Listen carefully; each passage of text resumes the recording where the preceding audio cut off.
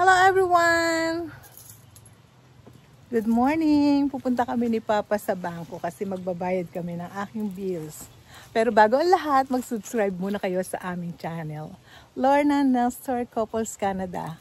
Ako si Lorna at ito naman si Hubby. Subscribe to our YouTube channel. Ayan guys, so napakaganda ng paligid. Tingnan nyo. Oh. Still, hanggang ngayon ay fall pa rin dito. Kaya ina-enjoy namin ang autumn season.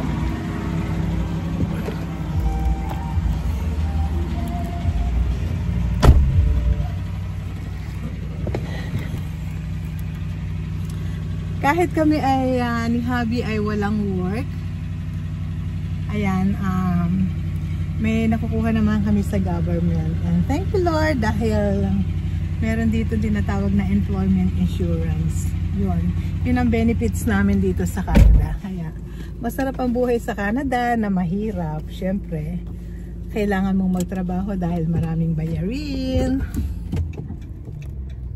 Ayan guys, punta kami sa bangko. Kaya muna nakalimutan ko mag-seatbelt. Pakihawak muna pa. Bawal kasi dito guys ang walang seatbelt. Ayan guys. Thank you Lord. Ayan. Ang aking poging driver. Siyempre. Ayan, tingnan nyo guys. So, ang mga dahon. Sobrang tuyo na. Yung iba naman napakaganda ng mga kulay. See? Super beautiful. Ayan o, naglalaglaga na siya kasi medyo malakas ang hangin. Ito guys, oh, napakaganda rin. Oh, yun, oh. Ayan, dito kami sa Eastwood Drive. Ayun o, tingnan nyo yung kabundukan. Super ganda ng kulay, diba? Dito kami guys sa Canada, sa New Brunswick, Woodstock. So isang town sa New Brunswick. Maliit na town lang to pero napakaganda naman ng ano dito, cost of living kasi dati nung unang dating namin dito ang mura lang ng baboy ng mga bilihin. Ngayon hindi na, marami nang nagmahal pero still maganda pa rin yung cost of living dito.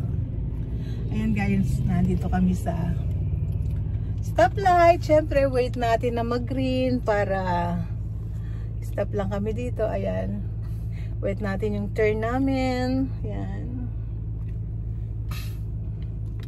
beautiful fall, beautiful season.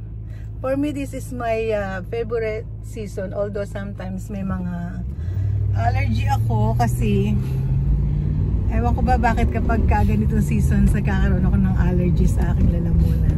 But this is very beautiful season. Ito yung pinaka-paborito ko sa lahat kasi ang daming magandang kulay kang makikita. Ayan, nagsasara na rin ang Dairy Delight kasi nga nagtataglamit na. Ayan. Ayan guys, ito oh, Woodstock to. Tingnan nyo ang Woodstock. The beautiful of this autumn season. Ayan. Makita nyo yung mga flower, wala na palang flowers, mga dahon na lang na nag-iiba-ibang kulay. Ayan, enjoy nyo siya.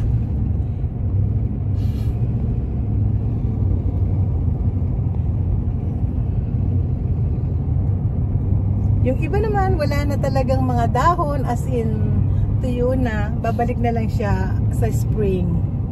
Kasi after this season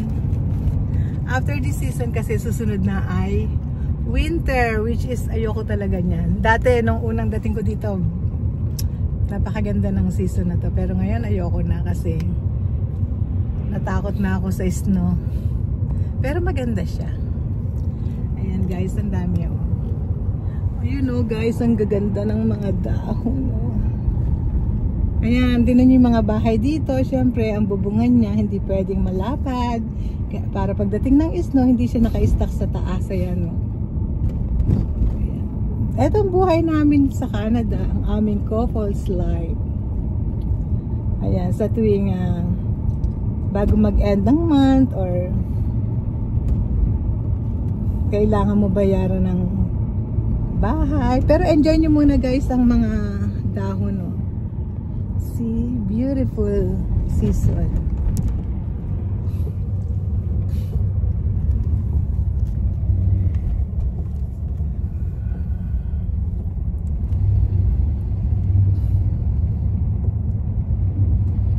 Hindi ko na ipakita sa inyo kung saan kami nag-church. Nadaanan na natin. Ang ganda, oh guys. Super beautiful.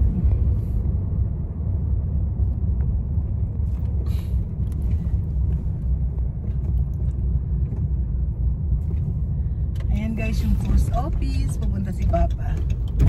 Titingnan niya kung kami ay mayroong sulat. Ayan ang post office. So, syempre mag-park muna kami dito. Ayan guys, ang library. Library yan. Ayan. Tapos, yan. Lakad ka ng konti. Ayun ang Tim Hortons. Ayan. Gusto mo magkape. Ayan. At eto, nagpa-park lang kami. Park lang si Papa. Kasi titingnan namin kung meron kaming sulat. Ayan guys, enjoy life. Buhay Canada. Kailangan mong i-enjoy bawat araw. Kagaya namin kasi 6 months kami talagang bakasyon. Ayan. Si Papa kukunin ng amin kung meron kaming sulat. Or meron kaming mga dapat bayaran. At saka guys, alam nyo ba dito, priority ang tao kapag yung tatawid ka sa karsada. Punta ka sa other side.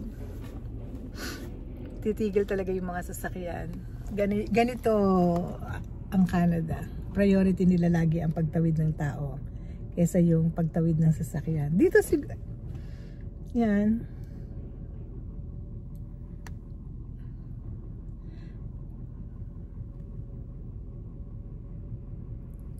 Tayo natin si Papa.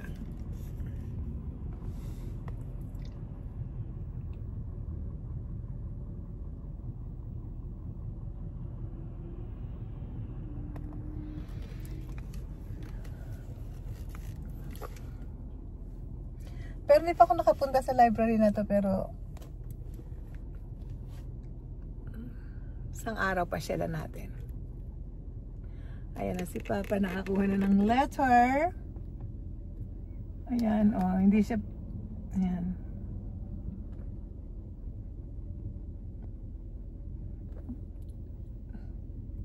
Yep. Ayan. Ang Thompson, ayan. Ibig sabihin, magbabayad na naman kami. Ito yung insurance namin sa Thompson. Ang aming sasakyan. Tapos ito, Walmart. Meron na kaming bill. So, ibig sabihin, kailangan ko nang tingnan kung kailan kami magbabayad. Pero binayaran na namin advance. Tapos meron din kaming Canadian,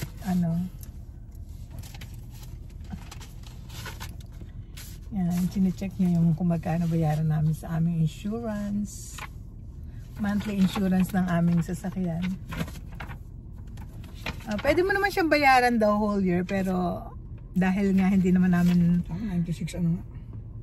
Pwede mo naman bayaran siya monthly, di mag-monthly ka na lang. Kung may pera ka naman, pwede mo bayaran yung isang buong taon. Kaya lang, medyo malaking kabawasan naman yun, di ba? So, ganito lang. Kung kailangan, kung paano mo mababudget ang budget mo dito sa Canada, i-budget mo na. Kagaya namin na talagang waiting kami sa aming back to work, pero thankful dahil may nakukuha naman kami sa government. Yun nga yung employment insurance namin. Dito lang muna tayo guys, at habang binabasa ni Papa ang aming babayaran, pupunta naman kami sa bangko, pero part 2 na yon ng ating video ng action. Please subscribe sa our YouTube channel, Lorna Nestor, Couples in Canada or Couples Canada. Ito lang po ang inyong lingkod. Bye everyone and God bless us all. Bye!